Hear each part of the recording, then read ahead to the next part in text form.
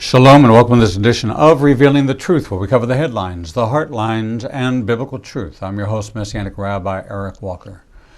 The political landscape of America is changing, and socialism is rearing its head in a more profound way than another previous time in history. Conservatism is being redefined, and the Bible, if even referenced, is no longer the foundation upon which America is built. Here to talk about what's going on in America today is Joe Newby of ConservativeFiringLine.com. Joe is a 10-year veteran of the United States Marine Corps who wrote for Examiner.com for 6 years. His articles have also appeared at Newsbusters, Spokane Faith and Values, and other sites. He currently runs the Conservative Firing Line, where he discusses issues important to conservatives. He's the co-author of Banned, How Facebook Enables Militant Islamic Jihad, and he appears here on Revealing the Truth on the first Monday of each month in the 12 o'clock hour. Here to bring us up to date on America Gone Wild is Joe Newby. Joe, welcome to your edition of the Conservative Firing Line online here on Revealing the Truth. Hey, Eric, how are you doing this morning? Good to see you. Good to see you, my friend. Boy, this president cannot catch a break. No, he can't. Well, the coronavirus hasn't worked, so now we're back to racism. And I got to tell you, as horrific as that video was, and I want to get this out right up front. What happened to George Floyd is inexcusable. It should never have happened, and justice needs to prevail. And I hope that that justice does prevail. And if this cop is in fact guilty of murder, then I hope that he gets what's coming to him. But what we've seen over the last few days, I got to tell you, Eric, this really saddens me. George Floyd himself is not. There's been video of him out there talking about this kind of stuff, and I don't think that he would appreciate what's happening here one bit at all. And I got to tell you, what I'm seeing from my perspective, this is yet another instance of the left taking a crisis and trying to push the envelope, perhaps to something much worse. This happens every single time an incident like this takes place, and quite frankly, I think it's something that has to be dealt with. I think President Trump was absolutely right when he said they would be dealing with Antifa as a domestic terrorist organization. They should, because we know that that's exactly where all of this violence is coming from. The Antifa, the radical Black Lives Matter crowd, and there are some even within the Democrat Party who are egging this on. And I want to add to that, Joe Biden's own staff, members of which have been contributing to bail out some of these protesters who have been arrested around the country. It's just amazing to me that we started out his presidency with the Russia collusion. It's just gone from one episodic catastrophe to another. Yes. And it seems like even with the corona, with Fauci having an agenda, the information being fed to the president, and his entire attempt to drain the swamp. There's nobody you can trust. You can't trust this information.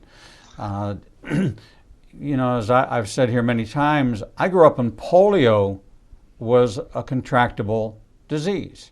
Mm-hmm. We still drank out of the garden hose. We didn't think twice out of riding our bicycles and drinking out of a creek. We had no knowledge of what caused polio. Right. We didn't know how it was transmitted. We didn't know anything about it. We just knew that there were some kids who were getting polio, and then all of a sudden you were supposed to swallow, put the sugar cube in your mouth, and then you wouldn't get polio. Okay, Right. that was it.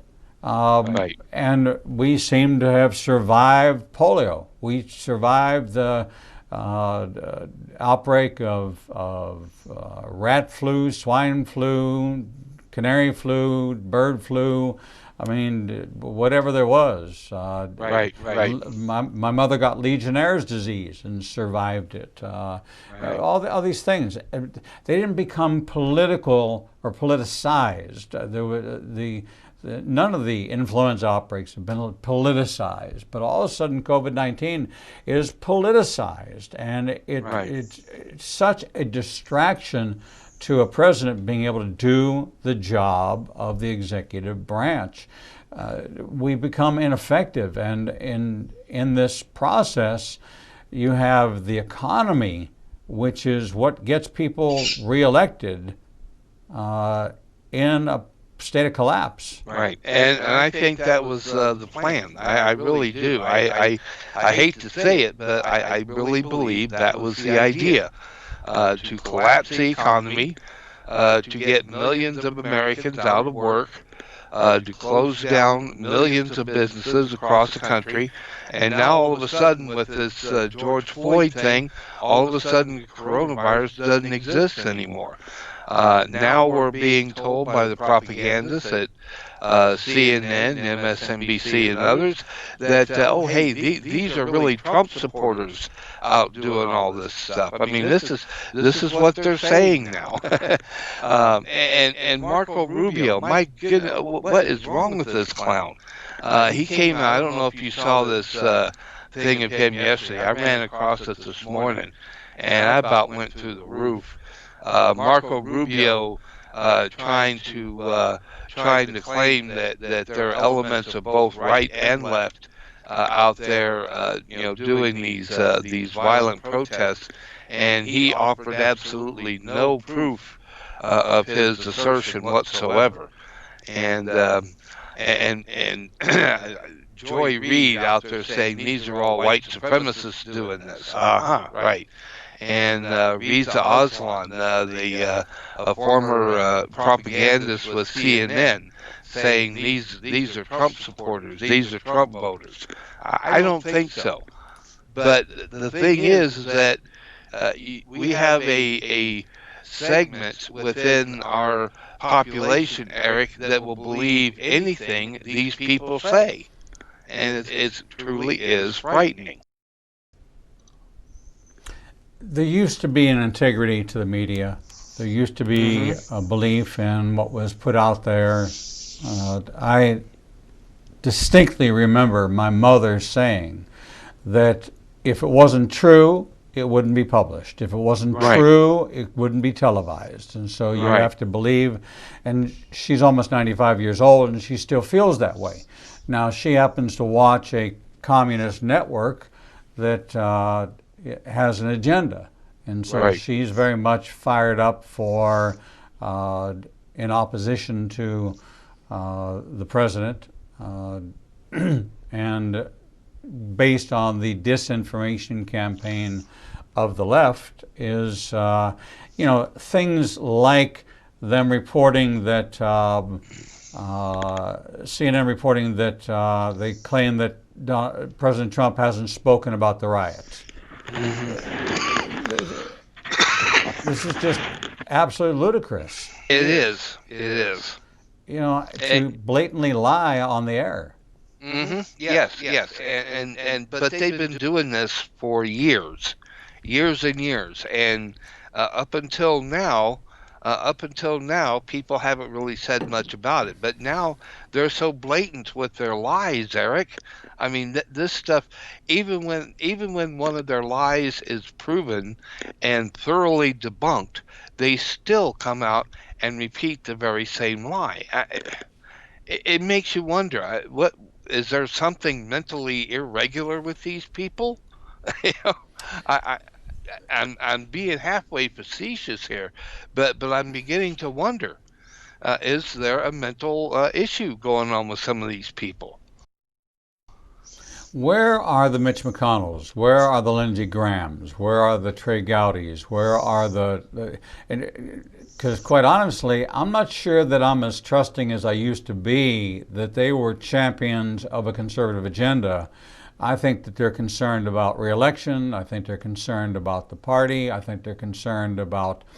Uh, I'm not sure that there's some distancing between them and the president, but it seems like there's enough evidence to take the entire James Comey, Hillary Clinton, Huma Abedin, just go all the way down the line and convict every one of them. Yep. But it doesn't seem to have the passion of the fire to actually carry out. My goodness, they convene a grand jury based on FISA warrants, based on false testimony, based on false Right. support for the Steele uh, paid for dossier, Right. and they convene a grand jury on that faster than you can possibly imagine. And it seems like all this is in slow motion. This is June the 1st, November is right around the corner. Right, right. And we now know that everything that was used against Michael Flynn was a complete setup. I mean, going all the way up to the very top, which in my estimation means Barack Obama knew everything that was going on. We now know that 36, 37 individuals, up to and including Joe Biden himself, were involved in the unmasking of Michael Flynn. We also know that we now have audio of Joe Biden and the former Ukrainian president talking about this $1 billion quid pro quo. Is anything going to be done with that? Remember, they wanted to impeach Donald Trump because of a fake quid pro quo that never ever happened. But now we actually have a real quid pro quo between Joe Biden and the former president of the very same country. But yet we hear crickets from the Democrat Party, the Adam Schiffs and the Jerry Nadlers. Remember, they said Donald Trump was the worst thing to come along in U.S. history because he supposedly offered a quid pro quo to Ukraine. Remember that? I do. And now we have the actual audio, Eric, actual audio where you can hear Joe Biden himself talking to Kislyak, the former Ukrainian guy over there, literally talking about a quid pro quo, $1 billion quid pro quo. Yeah, take care of this, and I'll make sure that you get this $1 billion. And where's the media? Where are the Democrats? You know, it boggles my mind, Eric. It really does. There is definitely a double standard. Anything Trump does, no matter what it is automatically considered bad. Joe Biden, however, can go out there and mumble his way through whatever it is he's doing. Just this morning, he was making all kinds of wild, nonsensical claims. I heard him this morning before I came in here. He was talking about if President Trump had done what he said a month earlier, then all of these deaths would not have happened. What? But yet it was Donald Trump who was actually taking steps, even as the Democrats were trying to impeach him back in January and February. Donald Trump was actually taking steps to ward off this pandemic. Joe, do you think that there is a real possibility that Donald Trump could be unseated? Yes, I do. I really do. I think there is always that possibility because we have a media that unfortunately does not care about the truth. It has shown us repeatedly, time and again, within recent weeks, that it will present a lie as the truth, and it has absolutely no compunction about doing so. We have a Democrat presidential candidate who cannot, form a coherent sentence, who cannot and will not tell the truth about anything whatsoever. I don't think he even knows what day of the week it is half the time. Um, and this is what the Democrat Party is propping up. This is what the media is propping up. It's like everything Trump does, no matter what it is automatically bad, but everything Biden does is automatically good, even though the man can't even form a coherent sentence. I'm watching an America that's lost its way. The forcing into the home to quarantine has caused people to go absolutely bonkers over the news. So if you're in any way connected with the liberal channels, you're getting a heavy dose. And one of the things the Democrats have always done better than the Republicans is mobilize the voting base.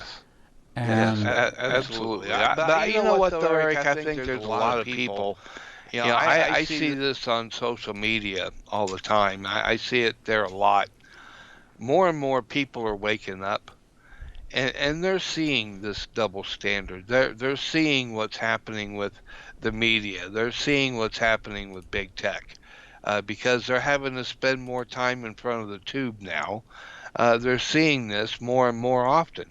They're seeing the media openly lie to them about practically everything, Eric. They're seeing social media doing its bit to silence one side while promoting the other. I don't know if you saw it. I don't know how much time you spend on Twitter. Twitter recently changed its bio to stand in support with the violent leftists that are out there doing these protests. Um, Remember, this is the same Twitter that tried to fact check Donald Trump, and by the way, that fact check turned out to be fake news as well, of course. Um, the very same Twitter who claimed that Trump is glorifying violence, as I put out a post here yesterday showing that Twitter itself is allowing leftists to advocate Trump's murder, but yet they're going to sit there and claim that Trump is glorifying violence. And we see this over and over and over and over again. I think more and more people are waking up. I really do, Eric. I think yes, there's always a possibility that Biden could win. I don't want to belittle him in that, because we saw what happened in 2008. I never thought Barack Obama would win, but he did. Right. He won not once but twice. So yes, it's possible that Joe Biden can win, but I think it's even more possible that the American people will wake up and smell the coffee and come out in droves for Donald Trump. I really do. Well, I certainly hope so, and I know it's deeply concerning that the media has such a bent against him, and that the people are taking Whoopi Goldberg and Joy Behar and people like that as being expert on anything at all. These are both two stand-up comedians, and I guess that now qualifies you to become a political pundit. Yeah. In the world today of influencers. Well, I mean, why not? Speaking of which, CNN brought in Greta Thunberg to be an expert on coronavirus. I don't know if you saw that or not.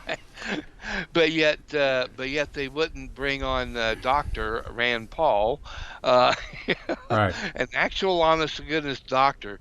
No, they wouldn't allow him because they said he wasn't qualified. But 17-year-old Greta Thunberg, whose only claim to fame is that she went to the UN and pitched a fit in front of the UN.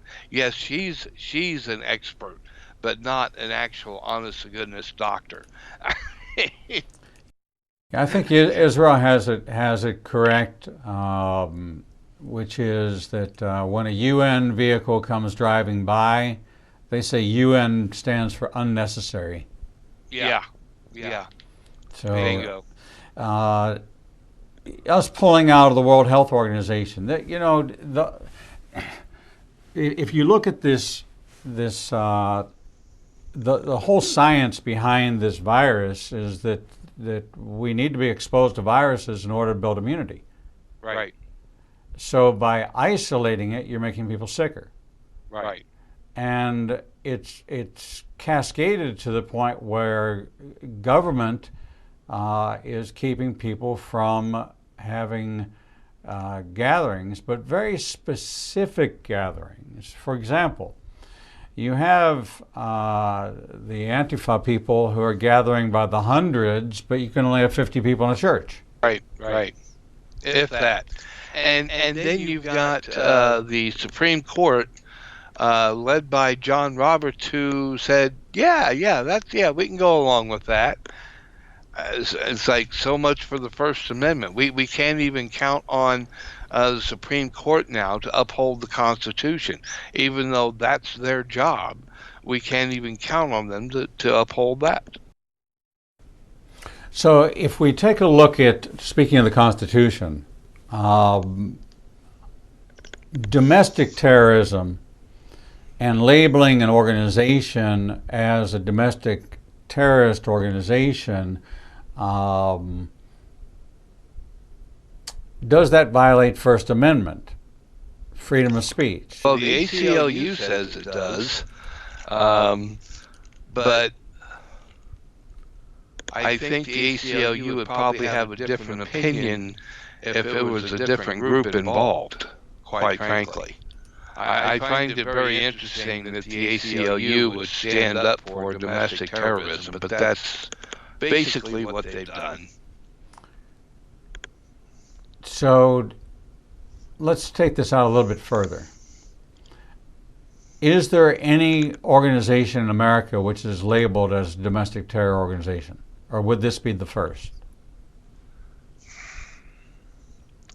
I think officially it would probably be the first, but then I've heard people like Judge Napolitano say that constitutionally this cannot be done.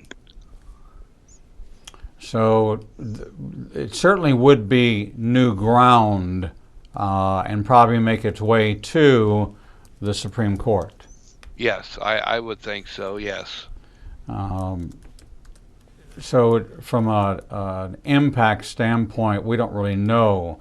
Now, targeting the assets of a George Soros, why could they not target those assets? Good question. I don't see why not. So that becomes quite an issue Yes, in it trying does. to deal with this, because I'm sure that they are finding out once again that these people are being paid and mobilized to these communities to wreak havoc on those communities, like they have in other instances that have been documented, and now the information is surfacing. But it doesn't seem to impact people the way you would think it would. It just, people don't want the truth. It seems that way. I think you're right, Eric. It certainly seems that way.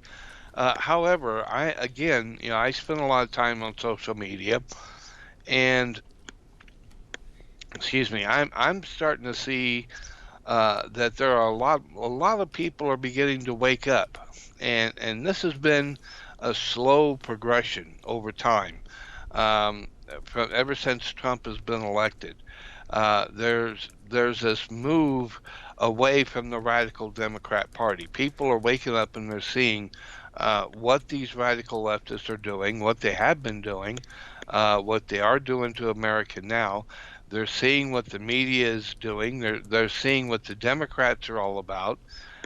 So I still hold out a certain amount of hope that this will come together in November. I really do.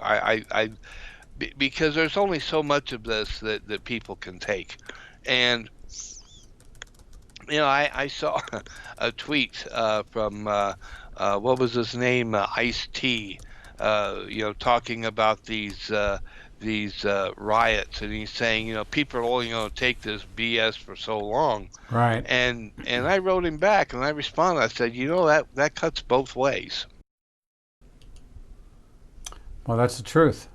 That stuff cuts both ways.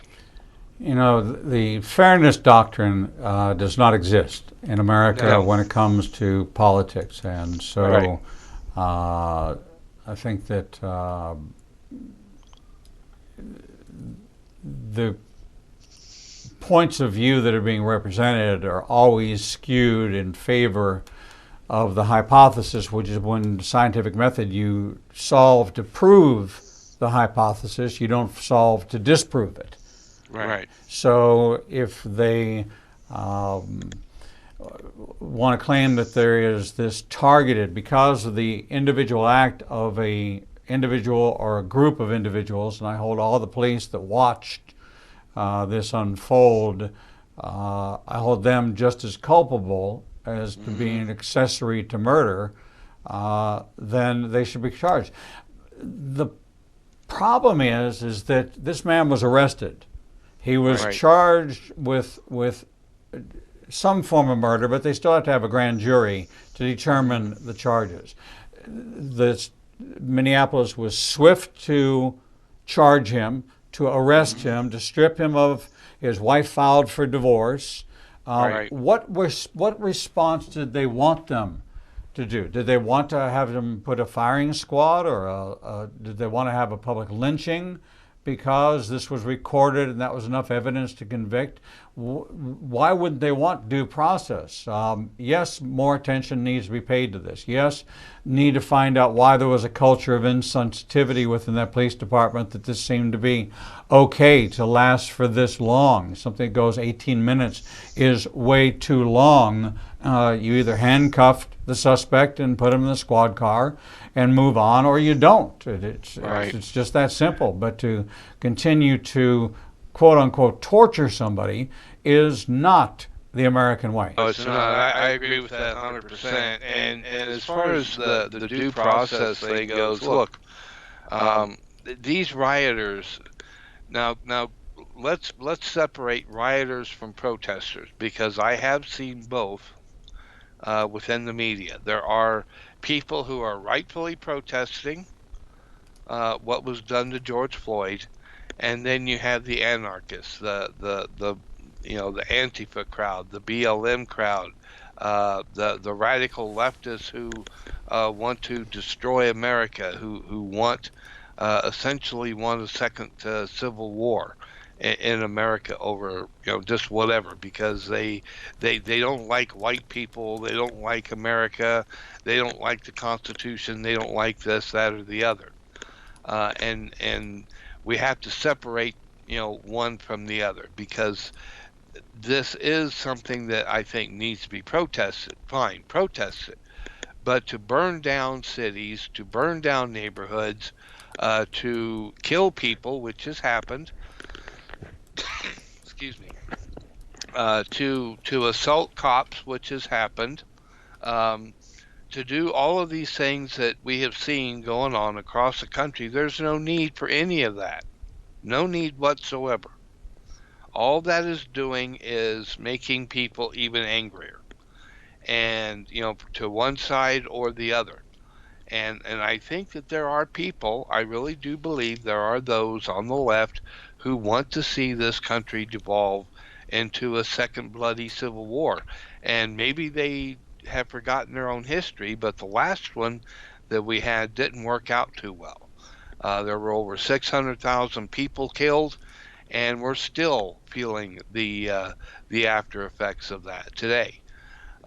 So I think we need to separate out the righteous protesters, the people who do have a valid grievance, okay, uh, away from the rioters and the looters and the killers and the arsonists and what have you. And I think that there has to come a point um, where these city and state governments are going to have to they're just going to have to go in and they're going to have to say enough of this is enough, and they're going to have to start dealing with these rioters. It's just a puzzling situation, and the response seems to be, look how many people have been murdered over this tragic death, and Right. God's word says you don't repay evil for evil. This is the riots and the murders that are taking place of police officers. Now all of a sudden you have the Black Lives Matter meets the Blue Lives Matter, which then brings us to All Lives Matter, to, what's the matter? It's just at a boiling point, and it's a boiling point because the virus took people to the brink of going out of their minds to begin with, because we're a society that has people relating to each other. Now you were cut off from society. Now you have a cause that gets you out, and you can go act and do whatever you want and loot and riot, and it's just an over-the-top response. We've been talking with Joe Newby, host of ConservativeFiringLine.com, talking about the current situation in America and what the world may be viewing us as they watch this very young country respond in a very radical way to things that may or may not be taking place around the world, but certainly are being in the spotlight here in America. We're going to take a short break, and when we return, we'll continue our conversation with Joe Newby of ConservativeFiringLine.com. We'll be right back. The Lord meets you right where you are, and so does Igniting a Nation's new live streaming outlets. You can now watch Revealing the Truth, Revealing the Bible, and Prophecy Revealed simulcast live each Monday through Friday from 10 a.m. to 1 o'clock p.m. Central Standard Time on YouTube Live, Facebook Live, Vimeo, Periscope, and through our website, www.ignitinganation.com. No matter what device you are using, our program will automatically scale so you won't have to miss a single program. And if you happen to miss an episode, you can always subscribe to the Igniting a Nation YouTube channel and access over 1,000 interviews and never miss your favorite authors, special guests, and topics that interest you the most.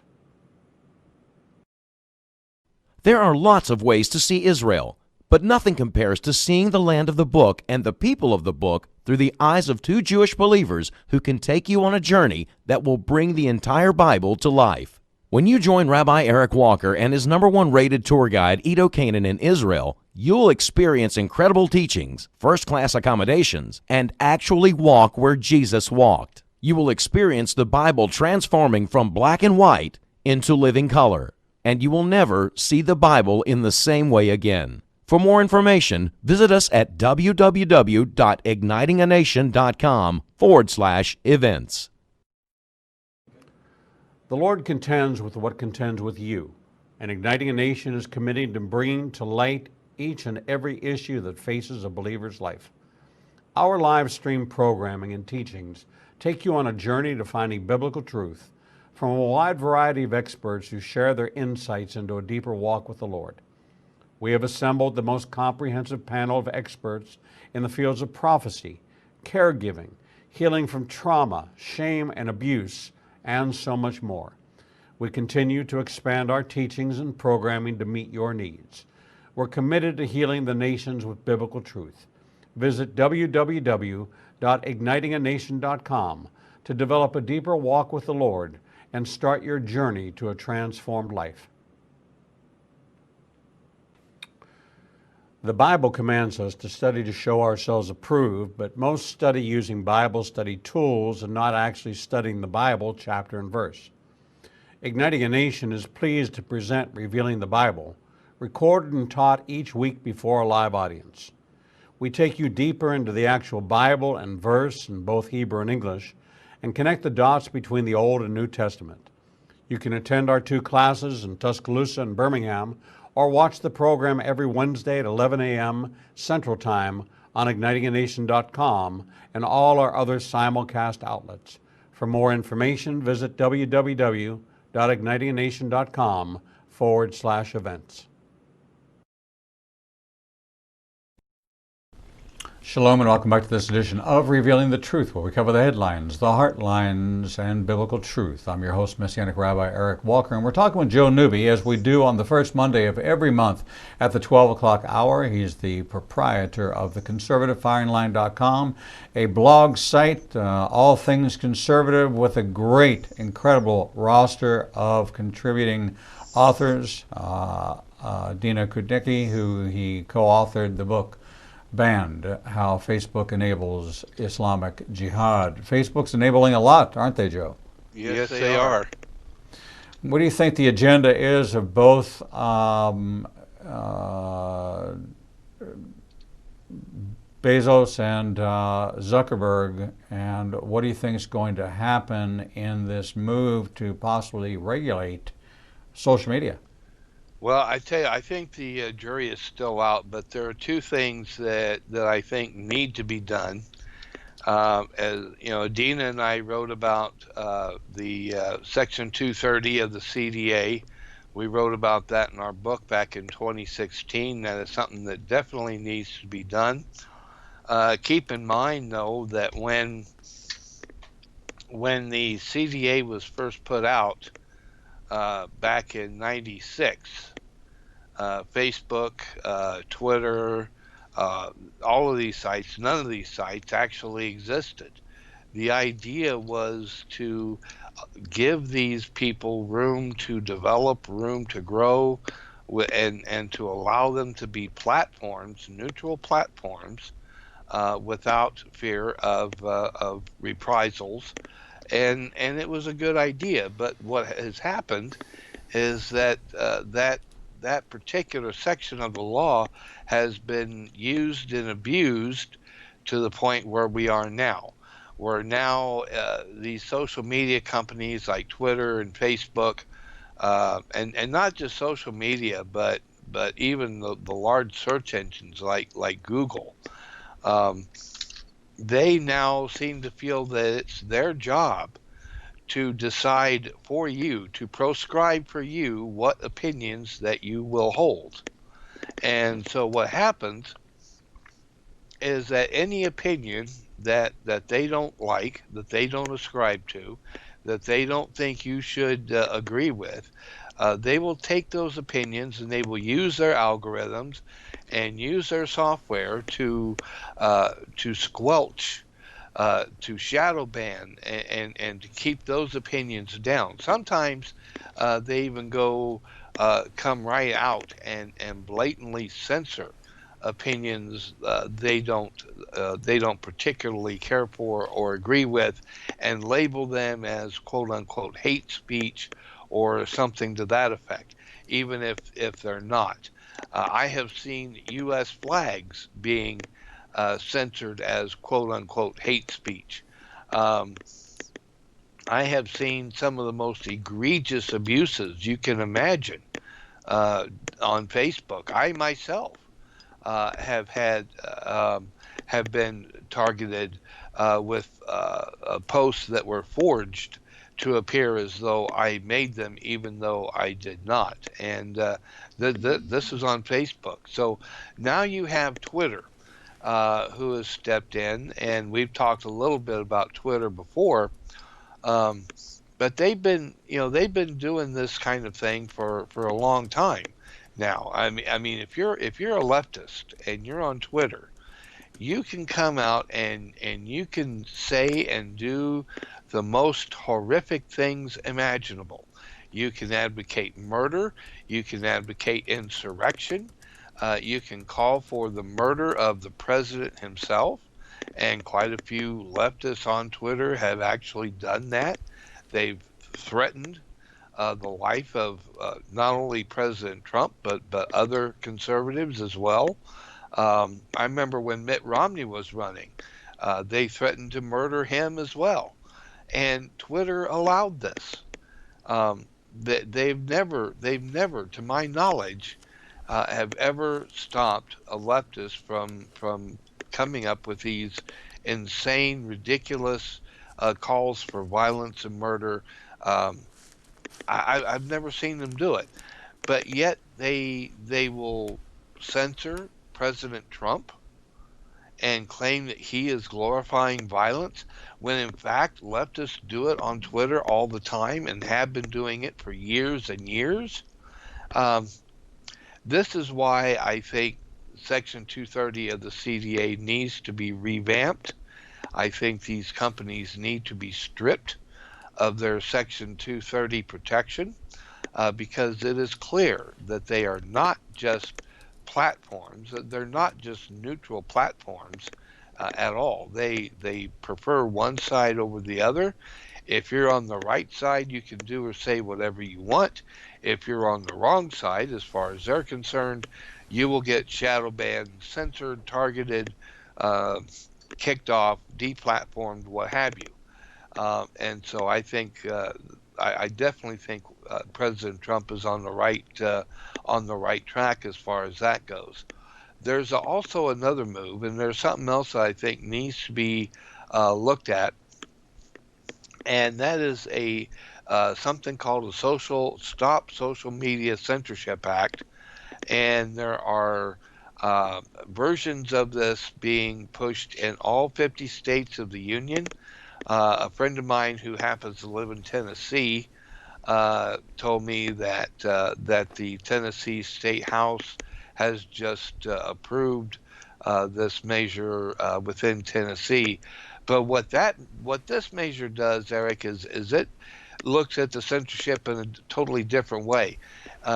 What this measure does is it says no, this is a contractual thing because when you sign up for these sites, when you sign up to use their services, you did so under most people anyway did so under the understanding that these were neutral platforms. And what happens has happened with a lot of us. I've been on for 10 years more actually. um, what happens is that you sign on to these things and then you find out that they have changed the rules on you.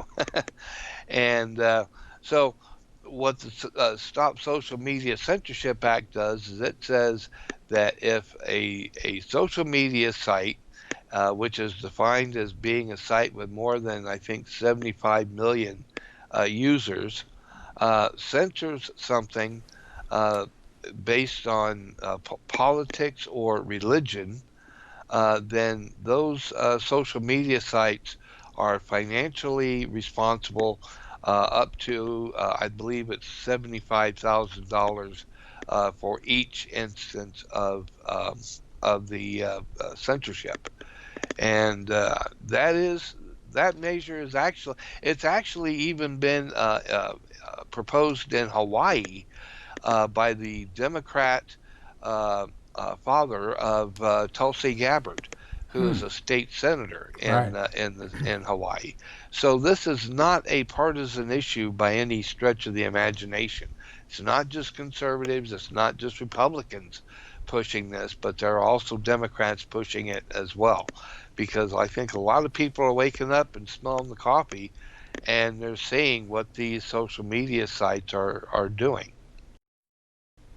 Well, you were talking about Section 230 of the Communications Decency Act for our audience that's not familiar with it, and it says that no provider or user of an interactive computer service shall be treated as the publisher or speaker of any information provided by another information content provider. In other words, online intermediaries that host or republish speech are protected against a range of laws that might be otherwise used to hold them legally responsible for what others say and do. So just because if I say murder the president, right, and Twitter publishes it, they're not liable for publishing it as violating the law, which says you can't. It's illegal to threaten the president. So you can't go after Twitter, but you can go after me. Right. Under the statute of this law, they step out of it as the intermediary, and I'm responsible because I've authored it, and Twitter's not liable, Facebook isn't liable. So are they now looking to modify this to say that they are liable for the content being published and should be held accountable for publishing things like that? I don't think they've actually come up with any guidelines yet. My suspicion is that what would more than likely happen, if anything, is that these sites are going to be reviewed because they've been asked, all of them. Zuckerberg's been asked, Twitter's been asked, are you a publisher or are you a platform? And it's amazing because it seems that they're a publisher when it suits their needs, but they're a platform when it suits their needs. And you can't be both. You cannot be both a platform and a publisher. Now, if they're going to be a platform, then that means they have to give equal weight to all points of view. They cannot prefer one point of view over another. If they're going to be a platform. But it's quite clear that these sites, Twitter, Facebook, what have you, they are not platforms because they routinely squelch one point of view while promoting the other. Facebook, in fact, they're doing work with more mainstream outlets. They're helping outlets like CNN and so on and so forth, even as those very same outlets are publishing fake news and fake information. But yet Facebook claims to be going after quote-unquote fake news. So I'm sitting here scratching my head. Well, now, wait a minute. How many times have we caught ABC, NBC, CBS, CNN, MSNBC, yada yada, New York Times, Washington Post, on and on and on. How many times have we caught them blatantly lying about things? And yet they're still very strong, very active on these platforms, right? Well, it's interesting to see that Bezos buys the Washington Post so that he can become both a platform on one hand and a publisher on the other hand, with his editorial agenda being quite clear. And the counter to that is our good friend Cheryl Chumley over at the Washington Times, that continues to pound out that good, strong conservative point of view and attracting a lot of good attention. But the Trump executive order that targeting social media companies on this by David Green and Aaron Mackey, an article that they wrote a couple of days ago, is that it's riddled with errors. Now, I don't know who, and because I'm not, and I think a lot of people aren't intimately familiar, who would draft such an executive order within the White House? Well, that could be, any number of people. It could be the president, it could be anyone on his staff, actually. But and I'm sure that the White House counsel would also play a role in drafting up any kind of draft executive order as well. So there could be a number of people involved in that process. Well, there's some precedent for this. It says in 1974, the Supreme Court decision, Miami Herald versus Tornillo, the court explained that a newspaper is more than a passive receptacle or conduit for news, comment, and advertising. The choice of material to go into a newspaper and the decision made as to limitation, size, content, whether fair or unfair, constitute the exercise of editorial control and judgment. The courts have consistently applied this rule to social media platforms, including the Ninth Circuit's recent decision, Prager U versus Google, and on the 27th by the U.S. Court of Appeals for the District of Columbia, Freedom Watch and Laura Loomer against Google.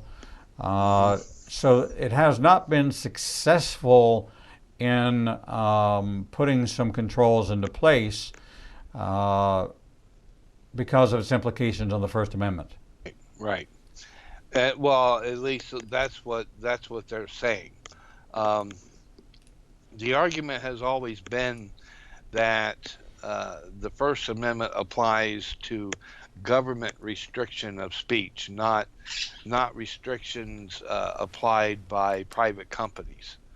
That at least that's the way that's always been explained to me. But I think that the issue with Section 230 of the CDA needs to be more to the effect of whether or not these companies are mere platforms or if they are publishers. Right. If they are, and to me, that's a distinction. Now, my understanding of Section 230 is that these companies can keep their protections as long as they remain neutral platforms. And to me, that's pretty cut and dried. Ted Cruz has talked about this a lot as well. It's quite clear that these companies are neither neutral nor are they actual platforms. I mean, they're more than just platforms, okay? When you have Twitter coming out and changing its bio to stand in solidarity with radical, violent leftists, at the same time it's fact-checking the president and accusing the president of glorifying violence at the very same time that it allows leftists to advocate and threaten to murder the President of the United States. That is not what you would call neutral at all. Not at all. Okay. But neutral, impartial, we are becoming such a divided nation that I don't know if people really understand what side they're on. And there's so much confusion and so much disinformation and so much distraction and distortion that lies become truth and truth becomes lies. And we found that in the Mueller investigation, we found in the corrupt FBI, a corrupt Department of Justice, a corrupt National Security Advisor, just corrupt Secretary of State.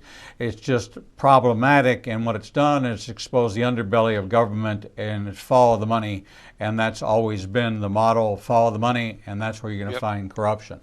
We've been talking with Joe Newby of ConservativeFiringLine.com, as we do on the first Monday of every month in the 12 o'clock hour, where we take a look at all things political in America in upheaval, which it seems to be for the last 3.5 years. America has been in a constant state of upheaval without this president catching a break. Has he brought this on himself? Obviously not. He certainly is the author of COVID-19. He wasn't the author of the Mueller investigation. This is a concerted effort to unseat a duly elected president. And for you, whether you're conservative or you're liberal, your vote is coming into question as to whether or not the power of the vote in America, based on the Constitution, is your right. Or can a group organized to unseat what your vote is, Republican or Democrat, doesn't matter. It is the sanctity of your vote and this republic that we live in that is at stake. And if you're not aware that that's what's on the chopping block, it is a constitutional republic that's about to be sacrificed and beheaded.